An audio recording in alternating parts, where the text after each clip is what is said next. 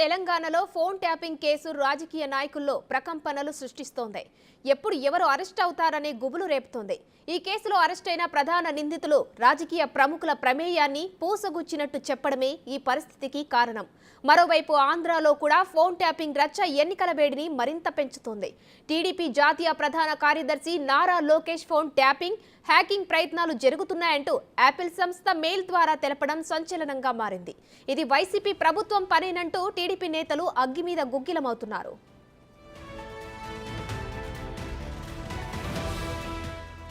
Telangana phone tapping కేసులో A4 నిందితుడు మాజీ డీసీపీ రాధాకిషన్ రావు నుంచి దర్యాప్తు అధికారులు కీలక సమాచారాన్ని సేకరించారు.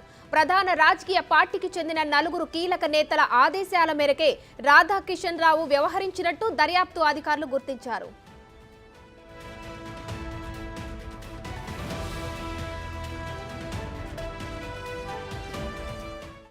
ఇక తెలంగాణలో సంచలనం సృష్టించినటువంటి ఫోన్ ట్యాపింగ్ వ్యవహారం ప్రస్తుతం ఏపీకి కూడా పాకింది. అక్కడ నారా లోకేష్ ఫోన్ ట్యాప్ అయినట్టు కూడా ఆయన యూజ్ చేస్తున్నటువంటి యాపిల్ సంస్థ నుంచి కూడా మెసేజ్ అందింది.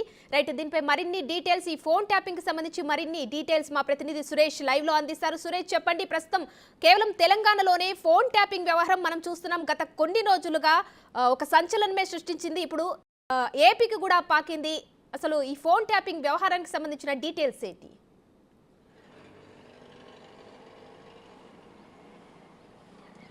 తెలంగాణలో ఫోన్ ట్యాపింగ్కి సంబంధించి విచారణ కొనసాగుతూ ఉంది.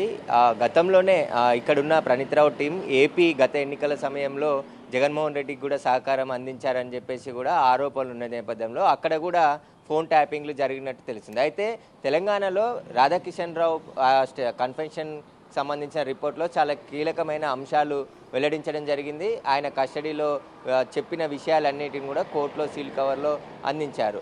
దాంట్లో చాలా కీలకమైన విషయాలు బంజారాహిల్స్ దర్యాప్తు బృందం గుర్తించడం జరిగింది. ఆయనకు సంబంధించిన కొన్ని ఆధారాలను కూడా కోర్టుకు సమర్పించడం జరిగింది. అయితే బీఆర్ఎస్ పార్టీకి సంబంధించిన ఎమ్మెల్సీ వెంకట్రామరెడ్డికి సంబంధించిన పేరు ప్రస్తావించడం జరిగింది. ఆయన నుంచి డబ్బులు తీసుకొని వేరొకరికి అందించినట్టు రాధాకిషన్ రావు వెల్లడించడం జరిగింది. ఆయనతో చిన్ననాటి సంబంధం ఉండడంతో దాదాపు సెంట్రల్ జోన్ ఎస్ఐ వెహికల్లో 4 కోట్ల రూపాయలను కూడా తరలించినట్టు కన్ఫెషన్ రిపోర్ట్లో పేర్కొనడం జరిగింది. రాధాకిషన్ రావు వెల్లడించాడు. ఆ డబ్బులన్నీ కూడా గత ఎన్నికల్లో బీఆర్ఎస్ పార్టీకి సంబంధించిన క్యాండిడేట్లకి చేరవేసినట్టు చెప్పడం జరిగింది. ఇంకా ఎంతమంది ద్వారా, ఒక సెంట్రల్ జోన్ ఎస్ఐ ద్వారానే 4 కోట్ల రూపాయలు అంటే దాదాపు చాలామంది అభ్యర్థులకి పోలీస్ వాహనాల్లోనే డబ్బులు తరలించినట్టు రాధాకిషన్ రావు వెల్లడించారు. కాబట్టి ఇప్పుడు దీనిపైన దర్యాప్తు చేయబోతున్నారు. ఎవరికి నెక్స్ట్ నోటీసులు ఇచ్చి విచారణకు పిలవబోతున్నారు అనేది కూడా ఉత్కంఠగా మారింది. ఇప్పటికే 4గురిని అరెస్ట్ చేసి రిమాండ్కి తరలించడం జరిగింది. వారి నుంచి కస్టడీకి తీసుకొని విషయాలన్నీ కూడా రాబట్టారు. ఇప్పుడు నెక్స్ట్ ఎవరు, వారికి సంబంధించిన 4 కీలక నాయకుల పేర్లు చెప్తున్నారు. ఇప్పటికే వెంకట్రామరెడ్డి పేరు కన్ఫెషన్ రిపోర్ట్లో ఉంది కాబట్టి ఆయనను కూడా నోటీసులు ఇచ్చి విచారణకు పిలిచే అవకాశం ఉంటుంది. డబ్బులు ఎవరికి మేరకు ఎన్ని డబ్బులు రాధాకిషన్ రావుకి అందించారు, రాధాకిషన్ రావు ఎవరికి ఇచ్చాడు, దీనిపైన పూర్తి స్టేట్మెంట్ కూడా రికార్డ్ చేయనున్నారు. ఇప్పుడు మిగతా రాజకీయ నాయకులు ఎవరు అనేది కూడా ఉత్కంఠగా మారింది.